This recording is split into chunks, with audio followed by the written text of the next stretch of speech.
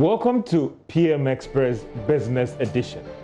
Well, they are seen as one of the biggest casualties of these COVID-19 shocks. But how are they faring right now in terms of how easing or as they ease the restrictions with respect to COVID-19? What about the government programs and packages that was aimed at supporting businesses? Well, on PM Express Business Edition, you're looking at recovering from COVID-19 shocks in terms of government strategies and also those businesses themselves, what they put in place. How are they faring? All these things wrapped up on PM Express Business Edition here on the J News channel on Multi TV. We'll be back after this break.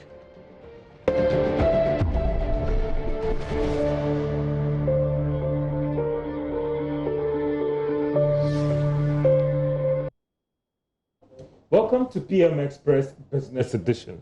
Well, COVID-19, maybe some would say it has come to stay. Some are also saying that looking at the active cases, maybe it is gradually going off or restrictions might be even eased very soon. But for one of the biggest casualties of these shocks has been private businesses. But how are they recovering from these shocks? Let's look at government strategies for them and even internally with respect to these businesses.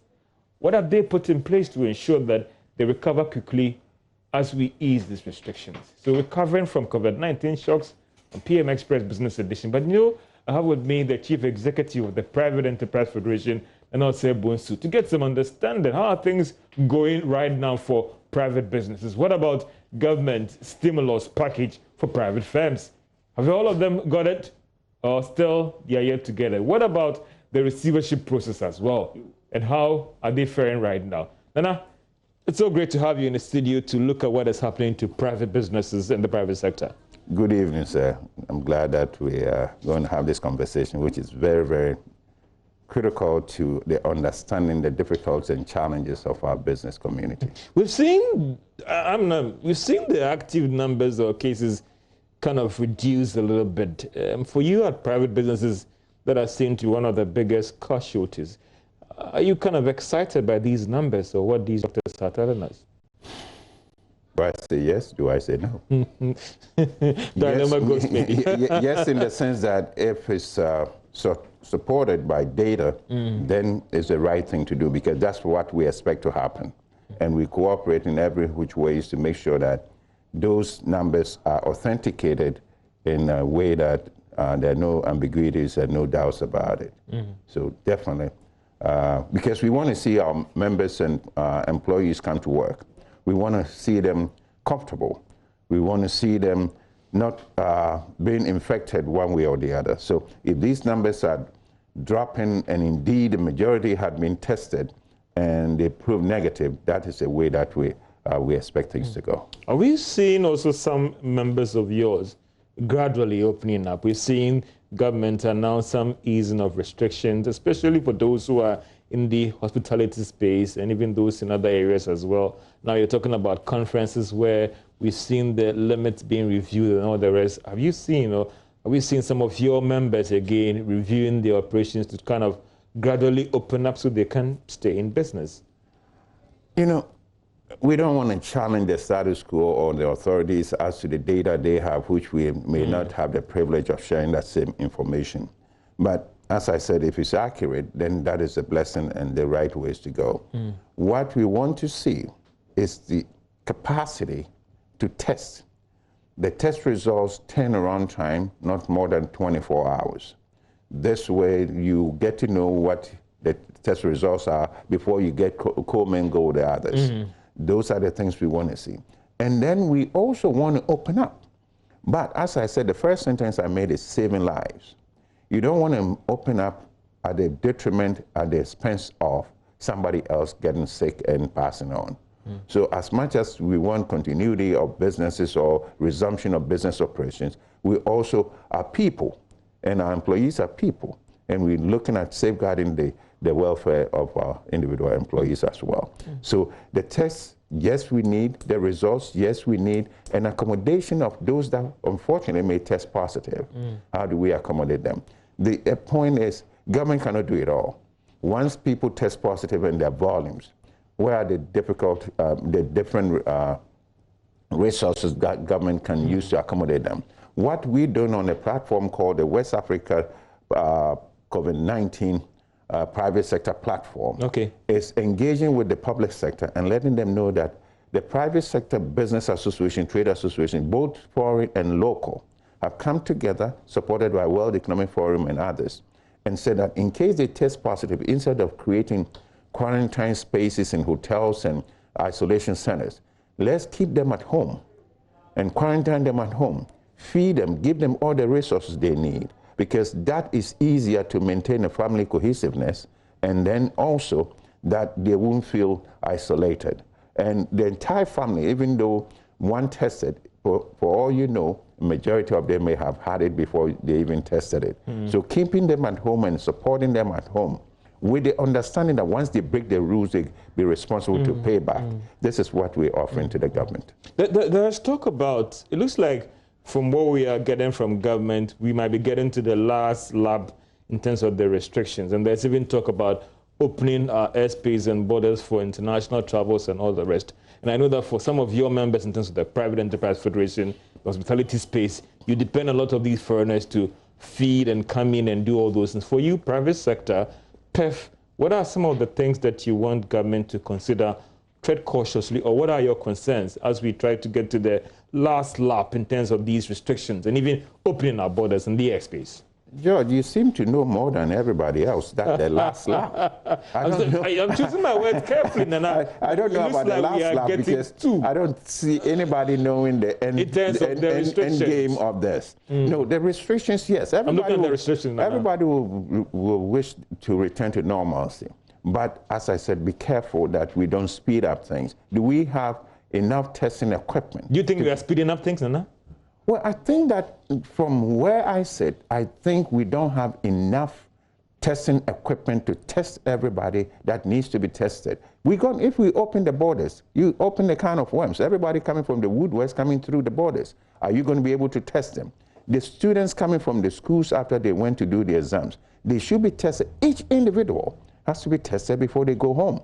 Do we have the capacity and the equipment to do those kind of things? So when you're talking about end zone, we're talking about how do we get back to normalcy? Getting back to normalcy depends on one word, testing. Testing in a way that we can get the results, to be careful that, yes, the people releasing into the communities are not infected and they're not going to spread the contagion. So the end zone, I don't know. The speed which the private sector will wish that everything returns to as of yesterday.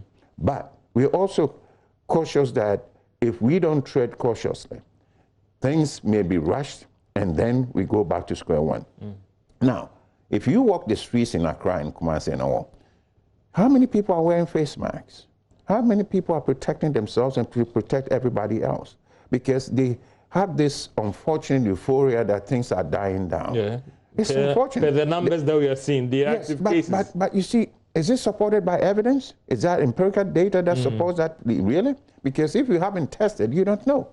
And if we're going to do that, we have to test enough to make sure that a percentage, 25% of the population or the adult working people have been tested and majority proved negative. So it gives you comfort to be able to walk on the streets and to be able to sit in the taxi or the trotto. Look, the trottos were having this distance practicing. It's been put off.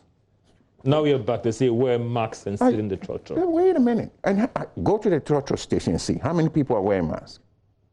That's the point. If they're not respecting that social distancing and they're not wearing masks. I was somewhere yesterday and these two guys breathing hard behind my back. I was like, what is this? I turn around.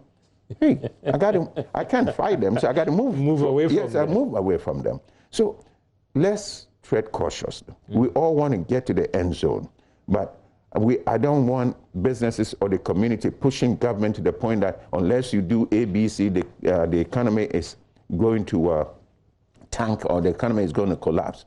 It should definitely sink a little bit, but you can resurrect. But when you don't have the people, I think we have problems. For you, I mean, testing is very critical, that our capacity, the key word if we open our airspace for commercial travels and you have the capacity to test, yes, sir, then fine. But for now, you don't think that is in place. So let's tread cautiously. Yes, I don't think we have the equipment. Maybe within the next 2-3 weeks, we're going to get the necessary tools and equipment to be able to test across board and make sure that, yes, indeed, we're comfortable. 100 people came through the port. We tested 25, had it, 75 go home. So gradually, everybody is going to be comfortable. But we haven't seen that yet. We haven't seen the equipment. We haven't seen the test results. And, you know, so that is where that's it. But Nana, during this restriction period, there were several programs that were put out by government. You had the stimulus package for SME. There was a guarantee scheme that we heard about that commercial banks are supposed to be lending to businesses. How is the situation like for your members in terms of all these programs that were put in place? Did they really benefit from it? And are they picking up from the support that they got from government? The businesses, some of them, the stimulus package, some are being received by some of the applicants. But I don't know the volume, how many had been 50%, 25% or what had been released. But, and then the bankers also promising. What I see is that not new resources coming into the businesses, but the businesses are being tolerated that don't use your limited resource to pay back debt, so at least you can survive. That the bankers are extending that courtesies to them. But so far as new resources coming to the businesses, we haven't experienced that much. I'm waiting to see the Bank of Ghana report on credit availability or credit resources to the private sector to confirm the volumes of credit that were extended to the business community. But so far as paying back, which I salute the bankers for coming, the private to sector. Restructure some of these loans. You see, bankers are also private sector, and the businesses are their bread and butter. So if you collapse them tomorrow, you might not have them available to do anything. So they're doing the right things in extending the courtesies to them that don't pay back with your limited resources, and that tomorrow we can all be available to do business. So that is good. The government side is the stimulus package, which I've said already, it's not enough, but at least that's what government can do. What I thought government would do at the time, or can still do, you have sectors of the private sector that are raking in enough profit or astronomical profit. The gold, the mining industry and all. If government were to appraise them, you know, Newmont Mining contributed $20 million. So if you approach Newmont and say, okay, we want you to assist the smallholder farmers in A, B, C, D, in rebate maybe in 5 years or so, they are now saddled with a lot of resources, possibly absence of enough investment opportunities. But if you give them that incentive, you attract them to assess the vulnerables to become, you know, part players in the recovery. That way, government doesn't have to go out looking for its own resources to give to business, because there must be a partnership between government and private sector. Taxes. Now, you have GRA chasing everybody to pay taxes. Are you kidding me? Is this still the situation? Yes. Because, I mean, I had a lot of businesses that were complaining that, listen, yes, George, yes, we are struggling. Yes. We need some relief. We need some space. Let me give you one that I know is not going to be comfortable to them. We tried the Commissioner General to understand the difficulty of some of these businesses in meeting their obligations. And we can't even track the man. You know, so these are things that GRA has always been looked upon as a bully, instead of being a partner to get businesses to pay their debt, to pay their taxes. Did PEF made a formal presentation, formal communication to GRA, the finance ministry, to listen, this is our challenge. Just like how banks have restructured loans for businesses, we also need some restructuring for businesses in terms of honoring their tax obligations. This is an ongoing research. We're almost done. We met with the Parliament Finance Committee on both sides of the aisle. We met with the Parliament Trade Committee. They all bought it. What we try to do is change the regime of tax in Ghana now. What we're talking about is tiered segmented tax system, where the SMEs, the micros, will pay a fixed fee, let's say $1,500 for the year. They don't pay anymore on turnover. The next year would pay maybe 5% of their turnover, and they don't pay no more 1 year. Because you see, the SMEs constitute 92% of all businesses in Ghana. Their tax contribution is only 4%. So you want to find out how come 92% are paying 4%.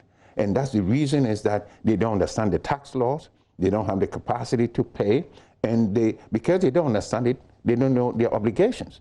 And to go and get an accountant to do their mathematics or the calculation for them to pay their taxes. Nobody in their right mind will do that because my obligation is taxes. Why should I pay George before I pay my taxes? Then forget about it. Catch me if you can. Because it reduces the tax administration costs if we have voluntary compliance with them. So what we're trying to do is, it's been done in several countries, and we've almost done with the research work, and you'll be surprised we one day come and share the beans with you, but we now bring in the parliamentarians and the duty bearers all together to see the merits of getting a staggered tier tax system where it's not one shoe fits all that we have presently, the 25% corporate taxes everybody pays, whether you are small potatoes, so far as you get any income or net income. So this is how we think that together we can create the resource, because you see, in our environment, government is the biggest procurer of goods and services. Yeah. If government tanks, private sector will fail. So we want to make sure that the revenue base of government is always increasing in a way that they can spend some more for the beneficial private sector to also get some of the... But this is more of a medium-termish proposal, but I'm looking at the situation where now, where you are complaining that some of your members were being chased to honor their tax obligations. What were the proposals made to the GRA and maybe the finance ministry to have a restructuring, if I should say, of these tax obligation payments? I don't want to go into the details of that. For these short-term... this is immediate, not short-term, immediate. From last week, between last week and today, some of them are being chased to pay their taxes, and they don't have the resources because the way things went out, they were supposed to collect and pay back to government. Government extended it from 24 days to 45 days for them to do. They did that. Now government is coming back, or the GRA is coming back to and say, okay, we're back to 25 days. They say, wait a minute, we are not there yet because the majority of our contractors pay in 30 days. So we can't pay you in 25 days when we have not received payment. GRA is adamant, wouldn't listen, and chasing some of them. And if, nothing happens between the next 24, 48 hours, I think we're all going to face some difficulties. But some would say that's quite bad. It is. This one is unacceptable, that the tax collectors are not listening to the taxpayers. Because at the end of the day, you see, in tax regime, there's a language. Government can not state that they don't want to tax anybody, so government gets zero revenue. Or they can tax everybody 100%, where they tax everybody to the ground, that at the end of the day, government gets zero revenue. So the point is to accommodate the taxpayers in a way that you cultivate them to grow. It's like having a cow that gives you the milk. You fatten the cow 24/7 so you get more milk. Because government cannot create tax without the profitability of private sector. And if private sector doesn't make money, they cannot pay. So if you tax them to the ground, yes, today you got it, but tomorrow they collapse. What about you, Nana? What about someone who say that GRA might be a policy implementer? Maybe let's direct our concerns to the finance ministry. Oh, yes, indeed, I agree with you. The GRA is an implementer and, enforcer or whatever you call them. But they have made themselves policy makers in the sense that what I'm telling you goes back to the previous government. Okay, we've been talking to the point where we went to the Minister of Finance, because they're the policy makers, to understand that this is what is happening. But then some, duty bearers sometimes are also overbearing in the sense that they think that this is the law, let's go by the law. Yes, it's the law, but the law can be applied in a way that doesn't break businesses. Because the role of business, I think, in our environment had not been accepted as the go-to institution, every which ways. The businesses create tax for government. They pay their employees, they create jobs for the citizenry. Don't forget, they're not doing that as a courtesy or as a benevolent activity. They're doing that because they have a business, they want to make money. They went to business, number one, to make money. Nobody goes to the business to pay tax. They go into business to make money. Once they're making money and there's more money to be made, they bring you and I as employees and they create job opportunities. That's what businesses do. while they're creating an expanded job opportunities, they also paying additional taxes to government for both the employee and from themselves. So government should look at businesses as the bread and butter. These are the institutions that are going to go to institutions. Without them, I wouldn't be able to do anything except to go out and continue to borrow and borrow and borrow. So that element of the relevance of businesses in our community is lost on duty bearers. That's what I see. If you, in assessing or reviewing government stimulus package to the private sector and looking at the current situation right now, are you saying that you are satisfied, or you think that it could have been done in a better way, looking at your current situation, private sector? I just mentioned contribution of one of these chambers, mining institutions. So if government had approached businesses, to me, I want government and business to be partners. Partners in that this is how much we want to raise to assist our infant industries that can't perform. What can you guys do? If we allow you to give us $2 billion within the next 3 months and give you tax rebate equivalent in 5 years, would you accept that? You can negotiate, and it comes down to maybe 2 years. Government would not have to use its own resources. The businesses will come through because, you see, as I said, they are now saddled with a lot of margins, and that profit they have to put into investment. So if you want them to use that, because they cannot repatriate everything home, we don't have that much foreign exchange resources to let them go, they will use it in a way that benefits the community, benefits government as well as the businesses themselves. Yeah. And for you, that should be okay? It should be a win-win situation, a partnership between us. Only not for government to bring, okay, the 200 million, okay, or 600 million. The bankers are bringing 400 million. If you go to the chambers of mine, I can tell you, they would have given the 1 billion without, you know. But also, we also look at these government policies and programs as well. Some also saying that, what about your members yourselves? I mean, private sector. I checked on one hotel doing these restrictions, and they were still charging their old rates. I mean, at the time when people are not coming in terms of being strategic to let people come here, everybody was thinking that you have to review your rates. It looks like some businesses have still not learned to be strategic in these times and still sticking to their old style. And some are saying that, obviously, you cannot recover in these periods. George, there's something I call greed inflation. Greed inflation is when the pandemic hit, Gary Olonka was 5 cedis. As soon as it hit within 24 hours, the Olonka was 15 cedis. So now people are saying but inflation. They're being smart. No, they're not being smart. They're being greedy. You know, that's not right. Taking advantage of taking advantage of the situation. So if Bank of Ghana is going to report on inflation for that period, it says, oh, inflation went up 10%. But that's greed inflation, fueled by greed. It's not by the fact that there's absence of the resource and a majority claiming and want to use that. So what the businesses, the good businesses and the bad businesses, as you said, the good businesses are reducing their prices for patronage. Yeah. The bad business, and this is where we are, this room is the same. And nobody goes there. And they don't get the patronage. They don't get even the minuscule resources or income that they will need. So it depends on capacity, understanding. You see, not every businessman understands what it takes to run a successful business. So, and sometimes the people that are managing also are not capable of appreciating patronage. Because if there's no patronage, obviously there's no income. And if the building is going to be there, the electricity cost is going to be there. So you have to find a way to reduce your cost structure. So for those that don't adapt to the current situation, reduce in a way that when it comes to food, they're not going to reduce it because they know there's a demand. But the demand is going to taper off when people feel comfortable that, oh, it's going to be there tomorrow, so I don't have to rush, I don't have to, you know, save so much, I can get it anytime. Then the food prices, you see the plantains and rotten and all that going to garbage, yes, then they will change. But as of now, they're reaping the joy of the pandemic and taking advantage of it and charging people exorbitant pricing.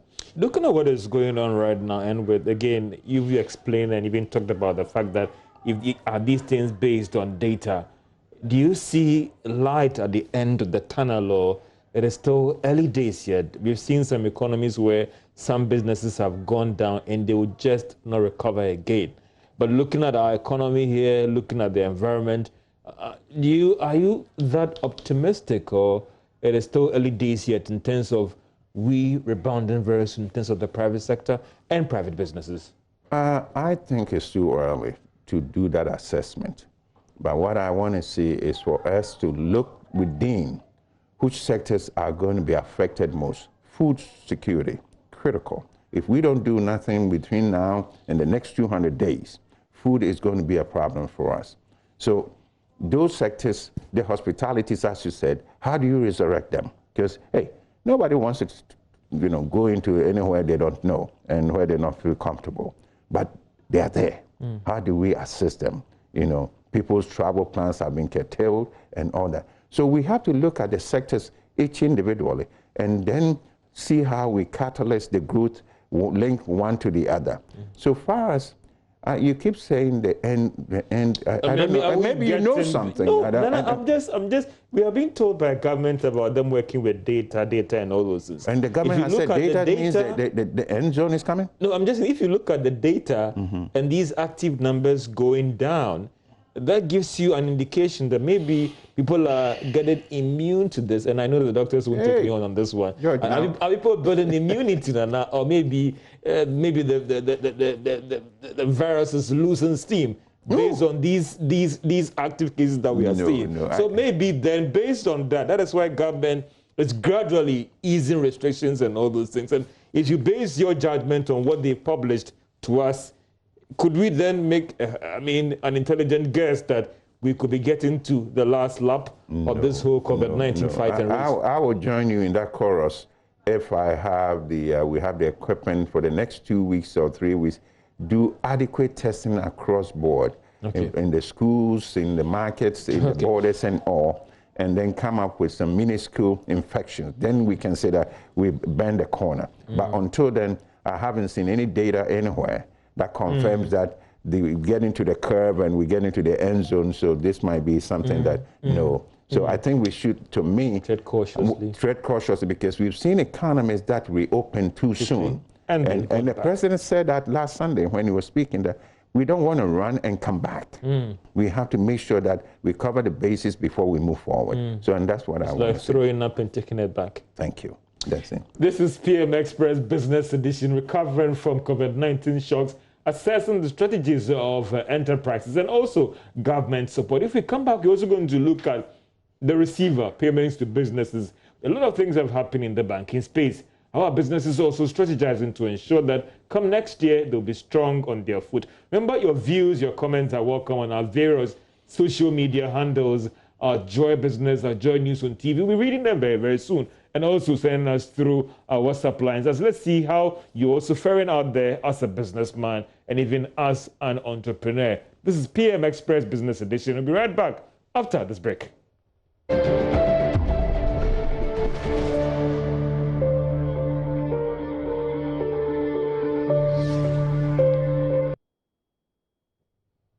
Welcome to PM Express Business Edition. As you look at how our businesses are faring as we ease the restrictions for COVID-19, what has government support done for them so far? And what about they themselves, how they are strategizing to stay in business? My guest is Nana Sebonsu, he's Chief Executive of the Private Enterprise Federation, as we assess the situation in this sector and going forward, whether the future is bright, is bleak, or still more challenges ahead. Nana, welcome back from the commercial break, and as we're talking about a lot of things and the cases and all those things. But let's also come back to one critical thing that I know most of your members have been complaining about is the payment of the locked up funds. Has there been any improvement, or has there been some progress in terms of your engagement with the receiver for the payment of the locked up funds of businesses? Because in these times of COVID-19, they need these funds badly. These are their own funds they invested. George, I couldn't have said it better. The president indicated that 98% of these deposits had been paid out. The receivers, I don't know where they're doing, what kind of data they're using, and feeding the wrong information, because a lot of people have not received their funding.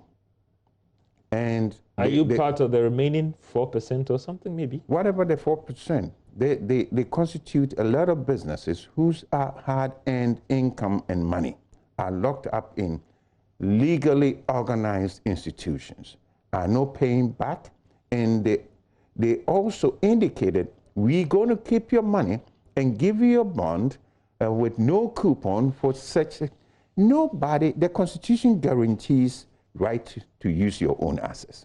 So if you have custody of my assets, you can tell me, you can give it to me, and you're going to dictate the terms that I use my assets. So the essence is that they're not paying the businesses.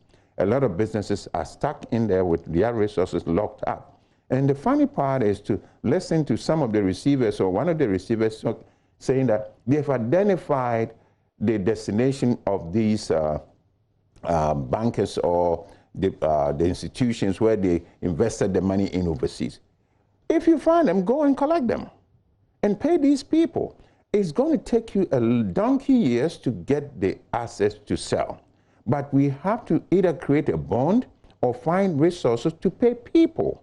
You see, what I keep saying is that if we're not careful, we're killing the interests of Ghanaians to put their monies in institutions. Because if I put my money today and I get it back, believe me, my grandson will never even put money in the bank. Because that is what a lot of people are saying. We get a lot of visits. We get a lot of complaints. And I think the key point now is, if things don't happen as quickly as possible, come few months, there'll be legal action. Let's go to the courts. Is that what you consider doing to ensure that your funds are paid? I'm not considering. Your members are considering doing. We've been pushed the point that let's find ways to test the case that if the government has authority to seize our houses. That's what they call seizures. Because they put their things in a licensed institution, they collapse because the authorities took their eyes off the ball, allowed thieves to steal the money, and now they say that, okay, we're going to create something for you, but wait a minute, on our own pace. What about the people who earn the money? The people whose businesses are relying on these investments to continue. So that is the angle that we're hoping that there will be resolution as quickly as possible before it gets to the point where they have no choice but to seek legal redress and let the courts test. You remember recently there was an institution that took one public sector to court and got the court to garnish the resources, the account. That is not right. We don't want to see that. But if push comes to shove, this is hard-earned income and money of the investors. Let them get it, or they'll get it the long. Behind the scenes, hasn't there been any engagement from the perspective of from Private Enterprise Federation engaging the receiver on how these things are being done? Because it looks like you need these funds badly. We've engaged with Bank of Ghana. We've engaged with the Security and Exchange Commission. You see, the receiver has a mandate from the people who appointed him. So it's not a choice of the receiver to say left or right. The people who appointed him and should tell him what to do. And he has to find ways. If he doesn't know what to do, then get somebody else to do and pay back the money. But it's the Bank of Ghana and SCC's responsibility that they make sure that the individuals whose assets are locked up in this institution get their monies back. Not the receiver. The receiver is an appointee, and he's earning his income or whatever. But that is bad. It is horrible. It is horrible because I think that, as I said, you don't want to erode the confidence of Ghanaians in putting their monies in financial institutions down the road. But if you recall, some 50, 60 years back, something similar happened. Oh, okay. Yes. And a lot of people took their money. People who had more than 55,000 cedis in the bank were considered criminal. And a lot of people lost their wealth, and some died and all. Their relatives do not want to hear anything about banking. But the young generation started and said, okay, let's forget about it. Some 50, those people who are responsible for that are no more. Now we're revisiting that kind of situation. How long can people take it 2 times?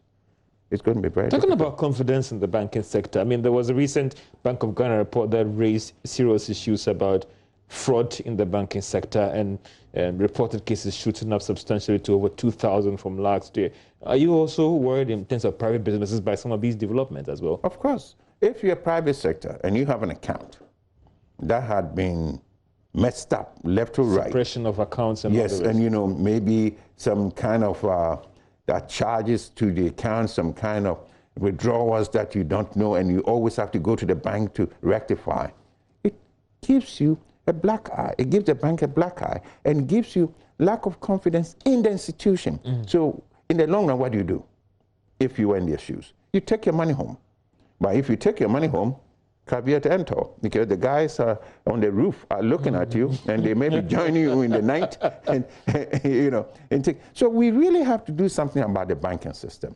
Not the banking system that every bank has corrupt staff, but there must be. To me, the essence is. No, I know you've been in the banking industry. Bank supervision had been the weakest link in banking. You think that this has been the genesis of these problems? Yes. What about the fact that some are saying that the working conditions of these staffs are bad? They're not being paid well. Well, we're talking about two different things here.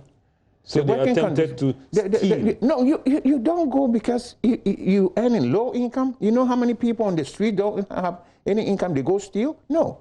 Because you work in an institution and you don't think the income is enough, you quit. But you can't steal somebody else's assets. It's not the bank's assets. It's the assets of the patrons. The absence of supervision or adequate supervision, enforcement of supervision is to me the culprit of what has happened in the banking system, in all financial systems. You know, the good banks, believe me, the good banks, the credible good banks, and there are some banks possibly don't have the good management to manage the affairs of their clients. And that's where we have problems. But if you have supervision that enforces all the regulations in the book, you wouldn't have that. You wouldn't have that. Interesting. Now let's look at the African free trade area. And there's been so much excitement about it, about the fact that, you know, this is what we are looking for all along. I mean, are we being too excited? Or we should measure our expectation in terms of this whole Africa free trade area that is taken up with the Secretariat, and they are seeing that all other things being equal, it could take off from January next year? Well, why the need for the free trade? Because Africa does not trade among itself that much. Africa's trade 100%. Only 12 to 14% is between African countries. Out of 100. The rest is with the rest of the world. So knowing that we have vast resources, but we're not trading among ourselves and depleting all our resources into third countries, the CFTA, African Continental Free Trade Area, is a welcome opportunity. But as you said, there are two sides to it.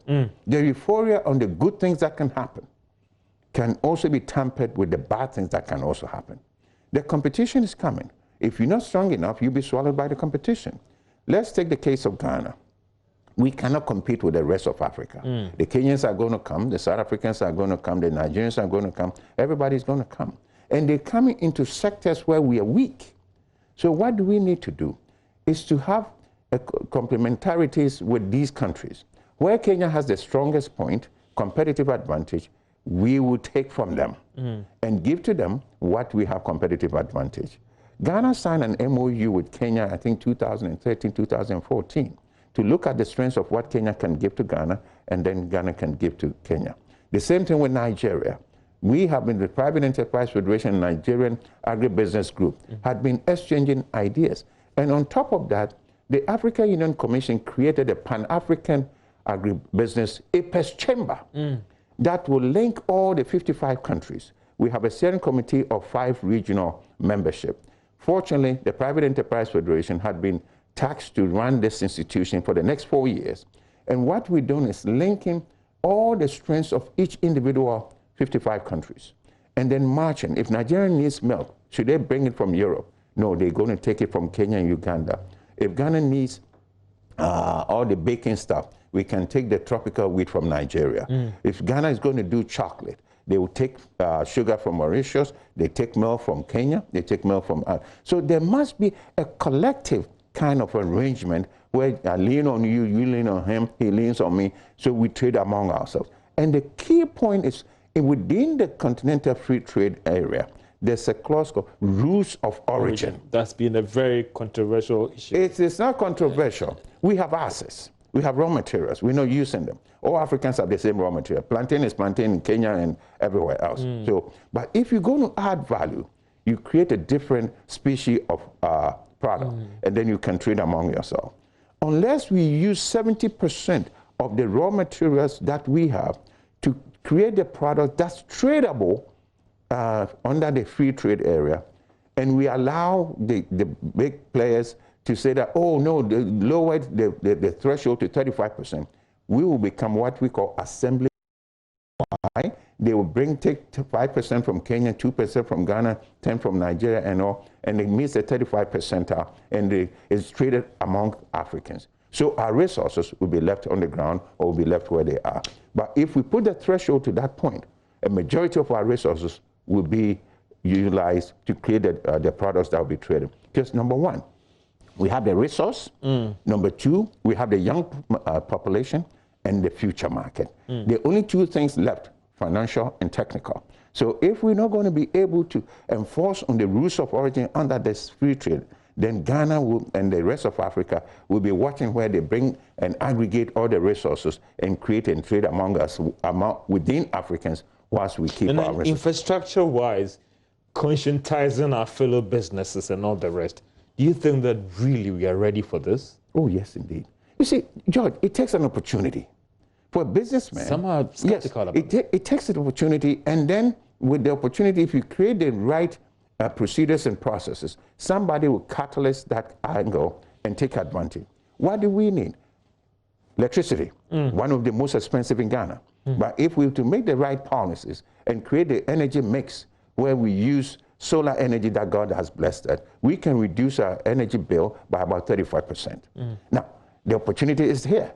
But if we don't, we're going to go that industrialization 1D, 1F, 1K, 1Z, and it's still going to be costly because the pricing of the end product cannot compete with others coming from somewhere with cheap energy. There are some more saying that, listen, maybe we are not ready, let's postpone this thing to maybe... Oh, we're ready. We're more than ready. It takes the guts and the right policies to influence the activity. We are ready. We should be able to take advantage. As I said, how are you going to teach and train the businesses that are going to be overrun by competition? How do you move them to the next level where they can become competitive? Not every sector of Ghanaian businesses are going to survive. No two ways about it. Have we identified them? Have we let the owners and the people participating in those sectors be aware that competition from Kenya is definitely going to soar? Let's take the case of livestock. We don't have a livestock industry in Ghana. So if somebody is in the food processing, livestock processing, obviously when the big players come from Botswana, Kenya, South Africa and all, they're going to swallow them. So how do you move them? Go into rabbit, go into grass cutters, go into other things, snail and other things.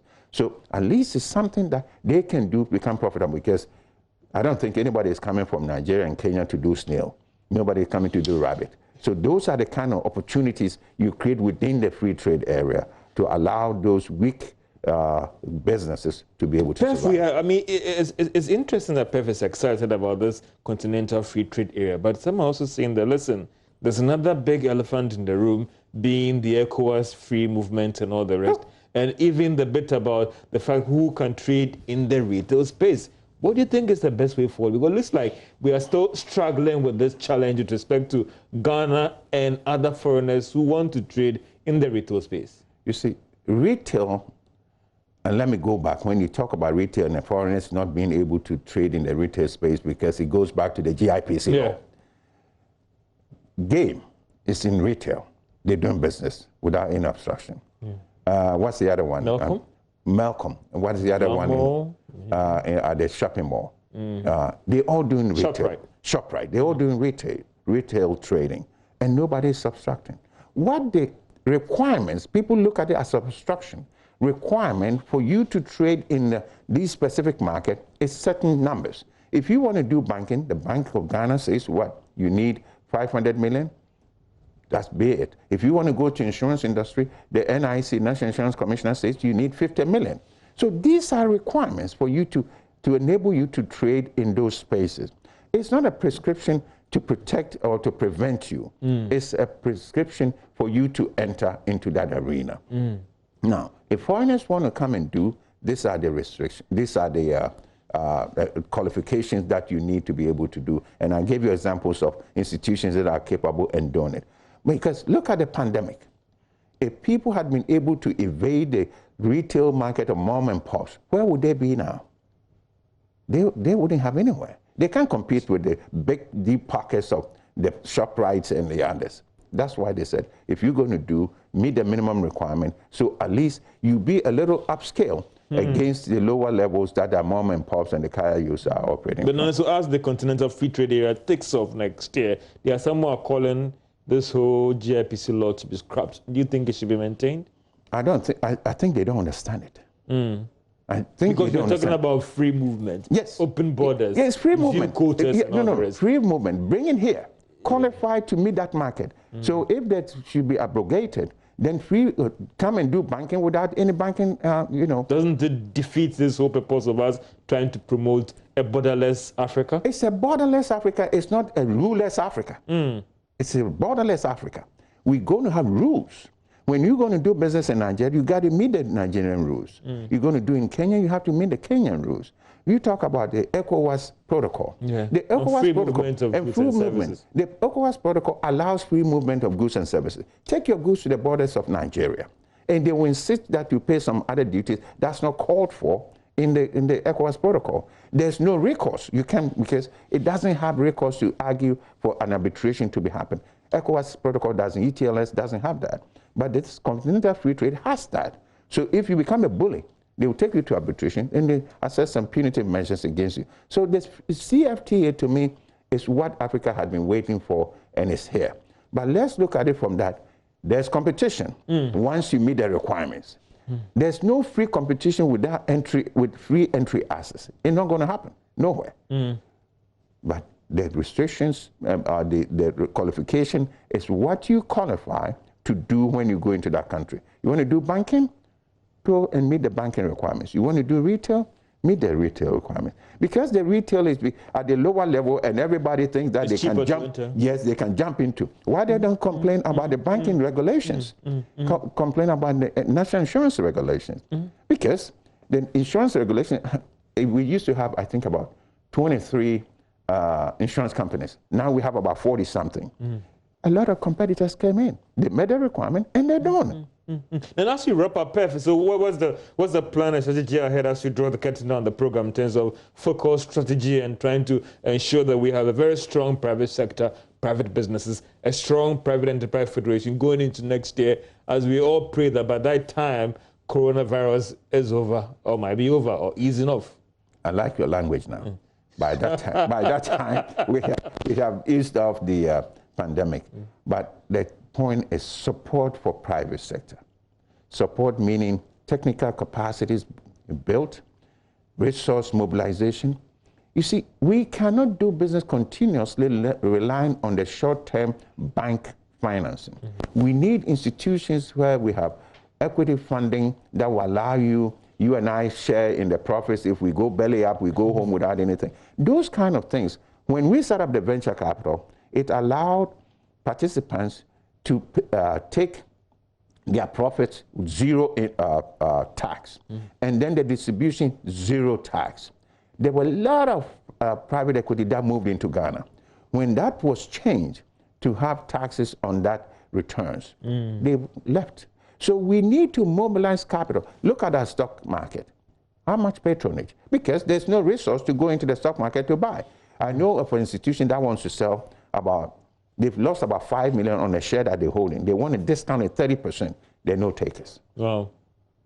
So if that situation, what do you do? The stock market is not doing that much. And so we really have to find ways to support the businesses. Support comes with one word: funding. The bread and butter of private sector is resource, and that resource is money.